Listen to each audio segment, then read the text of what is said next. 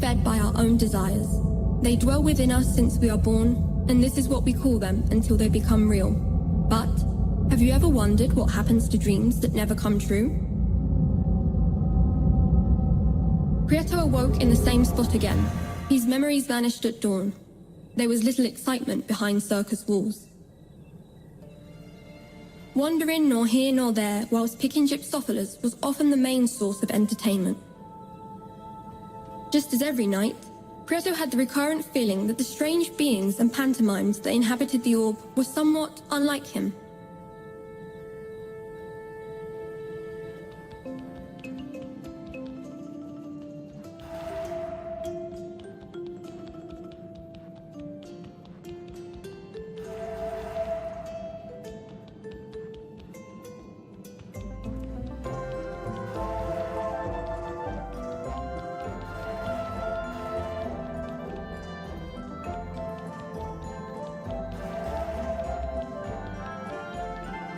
Clowns are said to hide sadness behind their disguise.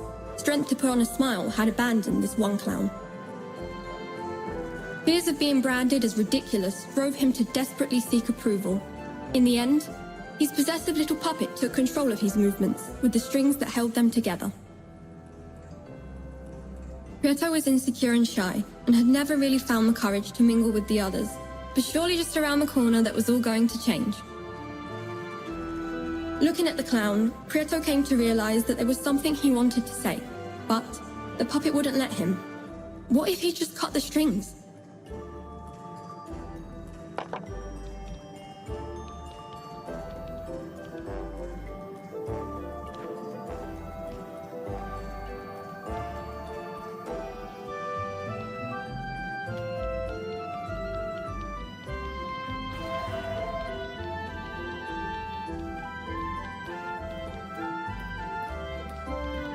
Prieto felt that the rest of the beings in the circus weren't like him. The strange beings in the circus would do the same thing night after night, like clockwork.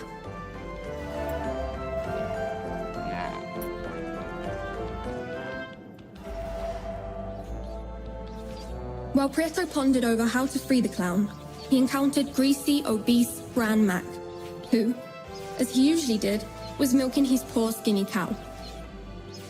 Greed is a bottomless pit, a never-ending effort which never provides true satisfaction, and Grand Mac was the epitome of a greedy soul. He found utmost joy in storing all kinds of objects, for they were his most cherished treasure. He boasted to others about them and took displeasure in seeing them touched by hands that were not his own.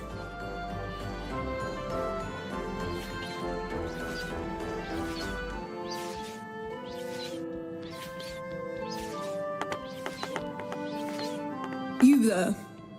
Why do I see you lurking around here? Look at the mess you've made, Spat Grand Mac. Prieto, a little scared, dared not move. You are jealous of my wealth, are you not? Said Grand Mac.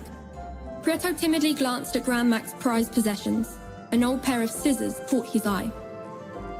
Two colleagues walk into a beat, big round eyes, and long, long feet, said Grand Mac. Prieto, eyes fixed on the scissors, did not utter a word. In view of this, Grand Mac said, Are you dumb, or you just cannot talk? Do you like my scissors? If you want them, you will have to give me something precious in return. Round like a saucer, unaffected by blows, and relentless bouncer.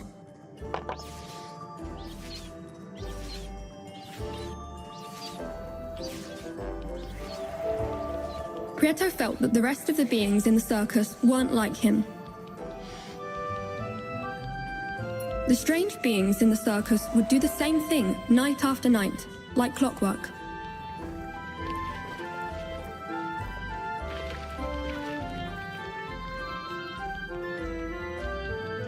The more he stared at them, the more out of place Prieto felt.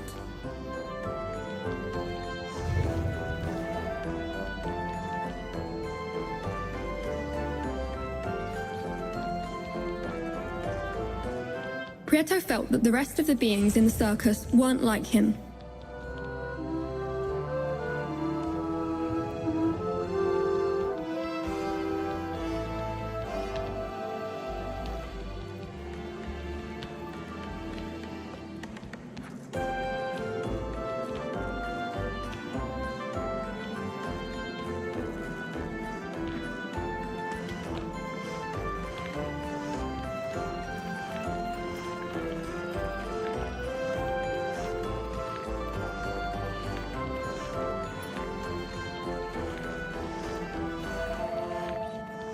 Even if the thought of giving one of his precious possessions away did not come easy to Grand Mac, the sublime spherical perfection of Prieto's finding impressed him.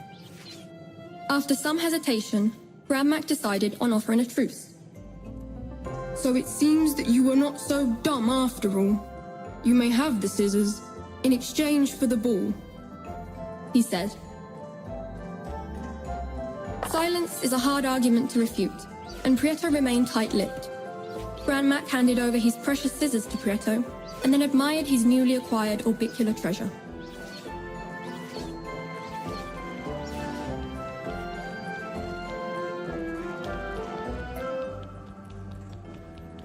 Prieto felt that the rest of the beings in the circus weren't like him.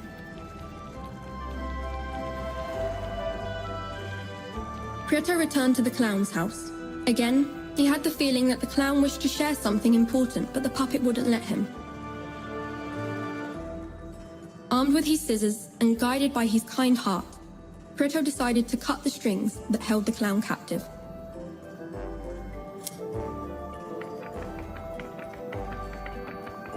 When he did, an enraged puppet stormed out of the circus walls, huffing in anger and leaving the door open while shouting, "Do not call it quits!"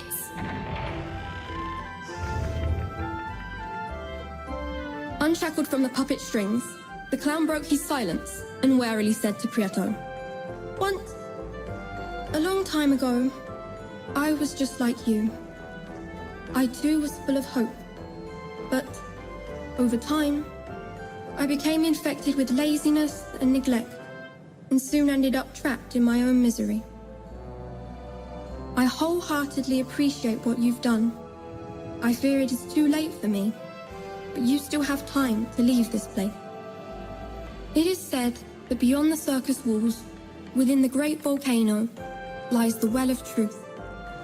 There, dreams come true. Follow me, and I will show you something," offered the clown.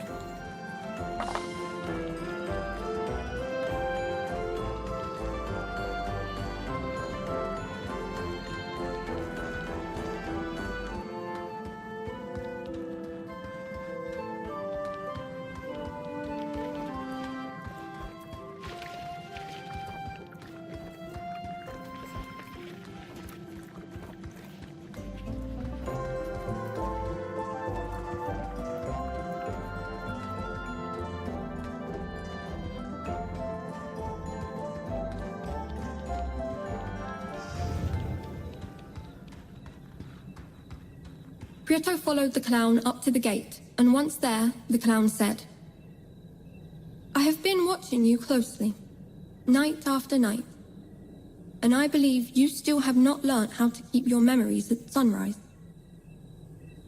Do you see that circular stone on the floor? It is a memory stone. There are many of them spread out throughout the orb. If you place yourself on top of one at dawn, time will begin to accelerate. Try it for yourself, and you will slowly see that when the sun rises, you will no longer feel lethargic, nor will your memory fail you."